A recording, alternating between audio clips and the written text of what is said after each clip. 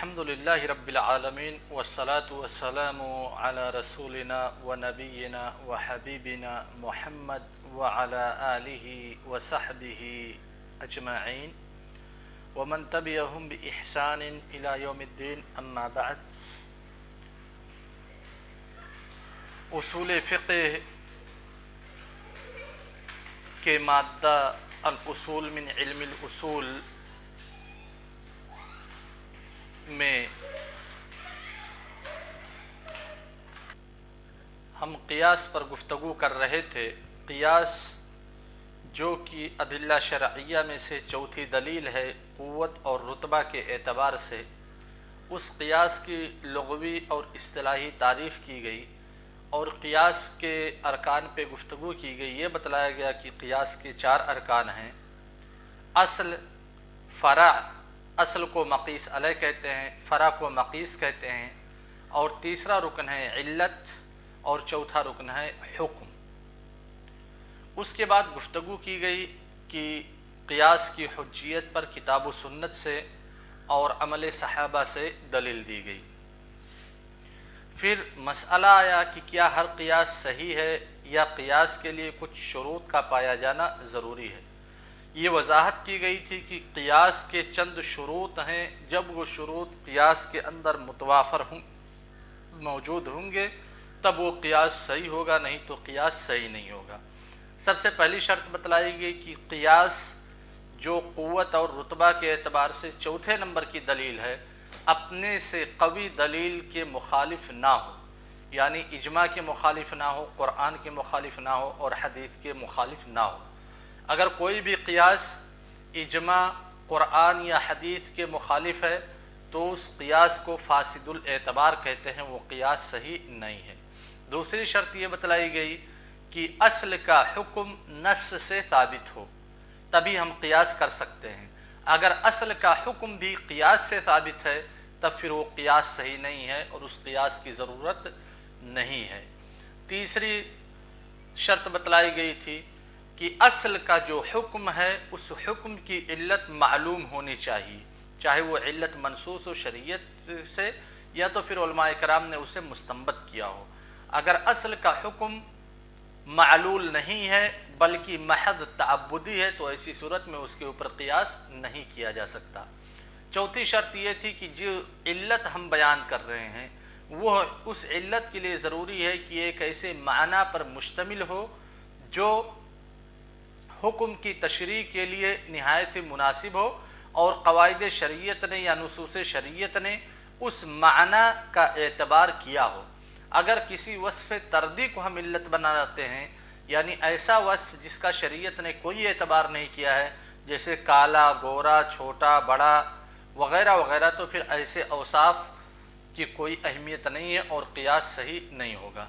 पाँचवीं शर्त ये थी कि जिस इल्लत को हम असल के अंदर तलाश कर रहे हैं, ढूंढ रहे हैं और पता चल गया हमें कि असल के अंदर इल्लत ये है, तो ज़रूरी है कि वो इल्लत फ़रा के अंदर भी मौजूद हो। अगर फ़रा के अंदर वो इल्लत मौजूद नहीं है तब फिर हम क़ियास नहीं कर सकते, क्योंकि क़ियास के जो अरकान हैं उनमें एक रुकन है इल्लत, और इल्लत ये फ़रा के अंदर मफ़क़ूद है, मौजूद नहीं है। उसके बाद अल्लामा उथैमीन रहमतुल्लाह ने क़ियास के अक़साम पे गुफ्तगू की है। क़ियास, उसके बाद फिर क़ियास जली और क़ियास ख़फ़ी बतलाया है, फिर क़ियास शबह और क़ियासुल अक्स पे गुफ्तगू की है। ये चीज़ें हम मुअख़्ख़र करते हैं क्योंकि ये बहुत ही पेचीदा हैं और आपके मुस्तवा के एतबार से ये बहुत ही ऊपर की चीज़ है। इसलिए हम सीधा मुंतक़िल होते हैं तारुज़ की तरफ। अल्लामा इब्न उथैमीन रहमतुल्लाह तारुज़, हम सुनते आते हैं कि नुसूस में तारुज़ है, हदीस का कुरान से तारुज़ है, इस आयत का इस आयत से तारुज़ है, इस हदीस का इस हदीस से तारुज़ है। तो तारुज़ क्या है और तारुज़ की हकीकत क्या है, कैसे तारुज़ का दिफा किया जाएगा, कैसे तत्बीक दी जाएगी या कैसे तरजीह दिया जाएगा, या तारुज़ कब मुतहक़्क़क़ होगा, उसी पे गुफ्तगू कर रहे हैं। सबसे पहले तारुज़ का लुग़वी माना बयान करते हुए अल्लामा इब्न उथैमीन रहमतुल्लाह कहते हैं, अत्तारुज़ु लुग़तन अत्तक़ाबुलु वत्तमानु, यानी एक दूसरे के बिलमुकाबिल होना और दोनों का आपस में एक दूसरे को रोकना। دو چیزیں ہیں جو بالمقابل ہیں، اور ایک چیز دوسرے چیز کو منع کر رہی ہے، دوسری چیز پہلے چیز کو منع کر رہی ہے، اسی کا نام تعارض ہے۔ یہ جو معنی ہے لغوی معنی، یہی معنی در حقیقت عرفی معنی بھی ہے تعارض کا۔ جب ہم کہتے ہیں کہ دو چیزیں آپس میں متعارض ہیں، تو یعنی ایک چیز اگر جائز کہہ رہی ہے تو دوسری چیز اسے حرام کہہ رہی ہے۔ ایک چیز، ایک حکم بتلا رہا ہے کہ آپ بیٹھ جاؤ، تو دوسرا حکم بتلا رہا ہے کہ نہیں آپ کھڑے ہو جاؤ۔ ایک حکم دوسرے حکم کو روک رہا ہے اور دوسرا حکم پہلے حکم کو روک رہا ہے، ایک حکم دوسرے حکم کے بالمقابل موجود ہے۔ اصطلاحی تعریف کرتے ہوئے کہتے ہیں تقابل الدلیلین بحیث یخالف احدہما الآخر، دو دلیلوں یا اس سے زیادہ ادلہ کا آپس میں ایک دوسرے کے بالمقابل ہونا اس طرح سے کہ ایک دلیل دوسرے دلیل کے مخالف ہو۔ اگر ایک ہی دلیل ہے تو اس میں تعارض نہیں پیدا ہو سکتا، تعارض کے لیے کم از کم دو دلیلوں کا پایا جانا ضروری ہے۔ صرف دو دلیلیں ہیں تب بھی تعارض متحقق نہیں ہوگا، دو دلیلیں اس اعتبار سے کہ ایک دلیل دوسرے دلیل کی مخالفت کرتی ہو۔ ایک دلیل میں کہا جا رہا ہے کہ آپ بیٹھو اور دوسرے دلیل میں کہا رہا ہے کہ کھڑے ہو جاؤ۔ ایک دلیل میں کہا جا رہا ہے کہ آپ جاگیے، دوسرے دلیل میں کہا جا رہا ہے کہ سو جائیے، یعنی دونوں متضاد چیز ہے۔ سمجھ گئے نا؟ پھر اس کے بعد کہتے ہیں وَأَقْسَامُ التَّعَارُضِ أَرْبَعَةٌ، تعارض کی چار قسمیں ہیں۔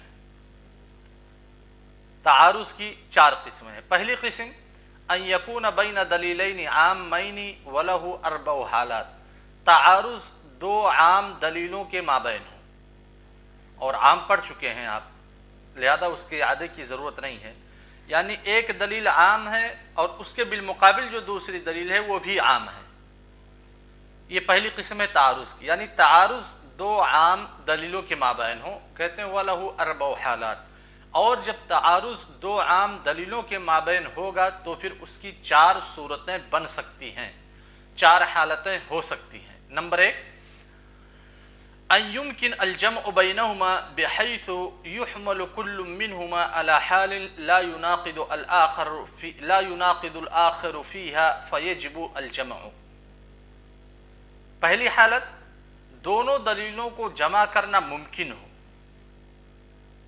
اس اعتبار سے کہ ان میں سے ہر ایک کو ایسی حالت میں محمول کیا جائے کہ وہ اس حالت میں دوسری کے مخالف نہ ہو۔ فَيَجِبُ الْجَمْعُ، تو ان کو جمع کرنا واجب ہے۔ یہ حالت سمجھے؟ یعنی دو عام دلیلیں ہیں اور دونوں کو الگ الگ حالات پہ ہم محمول کر سکتے ہیں۔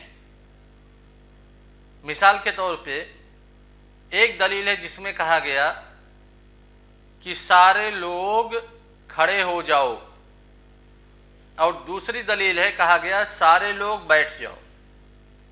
کھڑا ہونا اور بیٹھ جانا یہ دونوں آپس میں متضاد ہیں۔ ایک دلیل میں کہا جا رہا ہے کھڑے ہو جاؤ، ایک دلیل میں کہا جا رہا ہے بیٹھ جاؤ، دونوں عموم کی دلیلیں ہیں کیونکہ سارے لوگ کہا گیا۔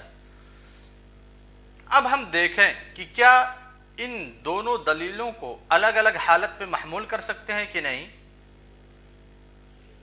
اگر کوئی احتمال ہے، جیسے ایک احتمال کہ جو دلیل ہے سارے لوگ کھڑے ہو جاؤ، یہ اس وقت بات کہی جا رہی ہے جب مدرسے کا ترانہ چل رہا ہو، صبح کے وقت۔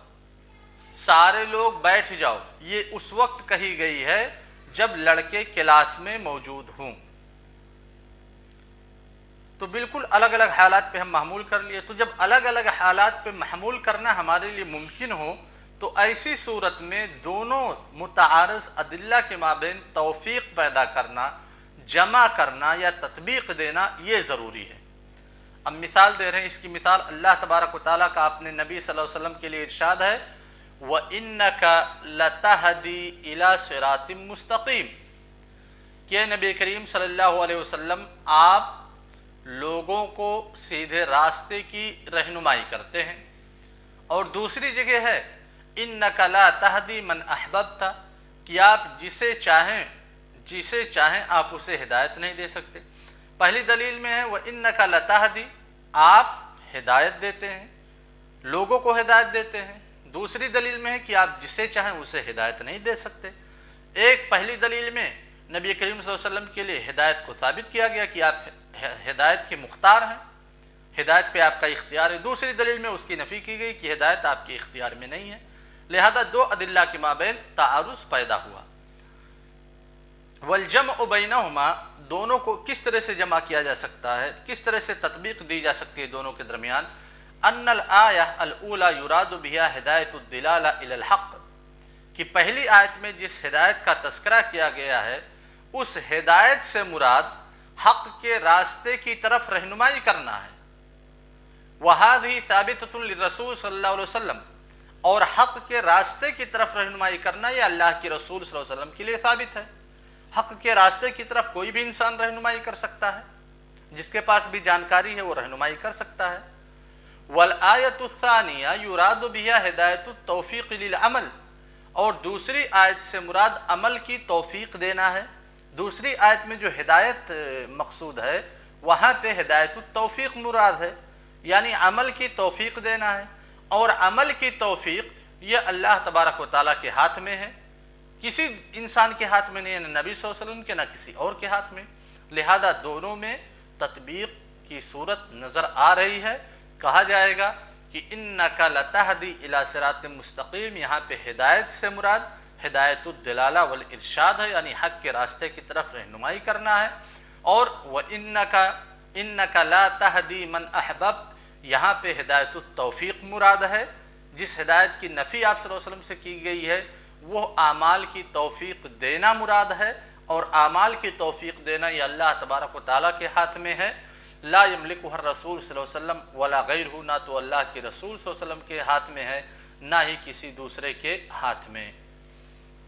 تو یہ تعارض کے چار اقسام کا تذکرہ چل رہا ہے۔ پہلی قسم ہے تعارض کی کہ تعارض دو عام دلیلوں کے مابین واقع ہو۔ جب دو عام دلیلوں کے مابین تعارض واقع ہوگا تو اس کی چار حالتیں بیان کی گئیں۔ پہلی حالت کا تذکرہ کیا گیا کہ اگر دونوں کو ایک دوسرے کے، دونوں کو الگ الگ مقامات پر محمول کیا جا سکتا ہے تو ایسی صورت میں توفیق دینا، تطبیق دینا، جمع کرنا واجب ہے، اس کی مثال دی گئی۔ اب دوسری حالت کیا ہے کہ یہ تطبیق کی صورت ممکن نظر نہ آ رہی ہو، دونوں دلیلوں کو ہم جمع نہیں کر سکتے، دونوں کے مابین توفیق نہیں دے سکتے، تو ایسی صورت میں کہتے ہیں فَإِن لَمْ يُمْكِنْ الْجَمْعُ، یہ دوسری صورت ہے۔ اگر جمع کی صورت نظر نہ آ رہی ہو فَالْمُتَأَخِّرُ نَاسِخٌ إِنْ عُلِمَ التَّارِيخُ فَيُؤْمَلْ بِهِ دُونَ الْأَوَّلِ، تو جب جمع کی صورت نہیں نظر آ رہی ہے تب ہم چلیں گے ناسخ اور منسوخ کی طرف۔ اگر ہمیں تاریخ معلوم ہے کہ ایک نص پہلے وارد ہوئی ہے سن 3 ہجری میں اور دوسری نص سن 5 ہجری میں، 3 ہجری میں جو نص وارد ہوئی ہے وہ 5 ہجری میں وارد ہونے والی نص کے مخالف ہے، تو ایسی صورت میں ہم جو متأخر میں نازل ہوئی ہے یعنی سن 5 ہجری میں اس کو ناسخ مان لیں گے اور اسی پہ عمل کریں گے، اور جو سن 3 ہجری میں متقدم ہے وہ منسوخ مان لیں گے اور وہ غیر معمول بھی ہوگا۔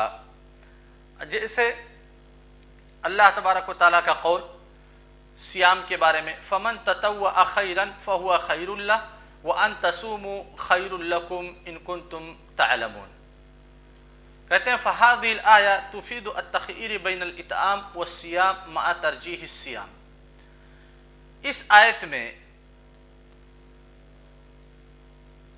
فَمَن تَطَوَّعَ خَيْرًا، جو شخص نیکی میں سبقت کرے گا وہ اسی کے لیے بہتر ہے، لیکن تمہارے حق میں بہتر کام روزے رکھنا ہی ہے۔ اس آیت میں جو سورہ بقرہ کی آیت نمبر 184 ہے، کسی کو کھانا کھلانے اور روزہ رکھنے کے درمیان اختیار کا فائدہ ہم کو ملتا ہے، یعنی آیت سے ہم کو کیا معلوم ہوا کہ جو شخص چاہے روزہ رکھنا تو روزہ رکھ سکتا ہے، اور جو شخص چاہے روزہ نہ رکھنا تو کسی کو اس کے بدلے کھانا کھلا دے۔ فَمَن تَطَوَّعَ خَيْرًا فَهُوَ خَيْرٌ لَهُ وَأَن تَصُومُوا خَيْرٌ لَكُمْ۔ پوری آیت اگر ہم دیکھیں گے تو اس میں یہی ہے کہ جو شخص چاہے روزہ رکھنا تو روزہ رکھ لے، جو شخص چاہے روزہ نہ رکھنا تو پھر وہ مسکین کو کھانا کھلائے۔ اس کے بعد اللہ تعالیٰ نے کہا اگر تم روزہ رکھتے ہو تو یہ بہتر عمل ہے۔ گویا کہ اس آیت سے ہمیں پتہ چلا کہ روزہ کے معاملے میں انسان مختار ہے، چاہے تو روزہ رکھے یا تو پھر روزہ نہ رکھے، مسکین کو کھانا کھلائے۔ اس کے بعد جو دوسری آیت ہے، اس آیت کے فوراً بعد 185 نمبر سورہ بقرہ کی آیت فَمَنْ شَهِدَ مِنْكُمُ الشَّهْرَ فَلْيَصُمْهُ، کہ تم میں سے جو شخص بھی اس مہینے کو پائے، یعنی رمضان کے مہینوں کو پائے تو اس کے لیے کیا ہے؟ فَلْيَصُمْهُ، تو اس مہینے کا روزہ رکھنا ضروری ہے۔ یہاں پہ انسان کو اختیار نہیں دیا گیا کہ آپ چاہو تو روزہ رکھو، چاہو تو ایک مسکین کو کھانا کھلاؤ، حالانکہ اس سے پہلی والی آیت میں ایک مکلف کو، ایک مسلم کو اختیار تھا، چاہے تو روزہ رکھے چاہے تو مسکین کو کھانا کھلائے۔ لہذا دونوں آیات کے مابین تعارض پیدا ہو رہا ہے، جبکہ ہم دوسری آیت میں دیکھتے ہیں کہ انسان کو اختیار نہیں دیا گیا، بلکہ صرف اسے ایک حکم دیا گیا کہ جب رمضان کا مہینہ آ جائے گا تو اس کے لیے روزہ رکھنا ضروری ہے۔ سمجھ گئے نا؟ لیکن کہتے ہیں کہ جو دوسری آیت ہے یہ متأخر ہے اور پہلی آیت متقدم ہے، لہذا دوسری آیت یہ پہلی والی آیت کے لیے ناسخ ہوگی، جیسے کہ سلمہ ابن اکوع رضی اللہ تعالی عنہ کی حدیث اس پر دلیل ہے۔ یہ دوسری حالت ہو گئی، باقی جو دو حالتیں اور باقی ہیں ان کا تذکرہ انشاءاللہ کل کے درس میں۔ والسلام علیکم ورحمۃ اللہ وبرکاتہ۔